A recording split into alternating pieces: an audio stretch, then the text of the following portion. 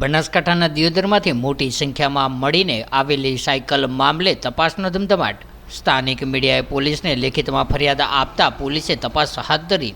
રાજ્ય સરકારે વર્ષ 2023માં શાળા પ્રવેશોત્સવ દરમિયાન ફાળવેલ સાયકલનો જથ્થો ગોડાઉનમાંથી મળી આવ્યો હતો।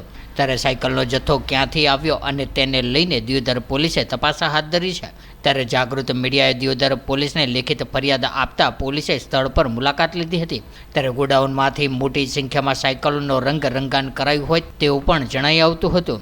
ત્યારે રાજ્ય સરકારે ફાળવેલ સાયકલનો જથ્થો કેમ બાળકીઓને વિતરણ ના કરાયું, જેને લઈને અનેક સવાલો ઉઠ્યા છે।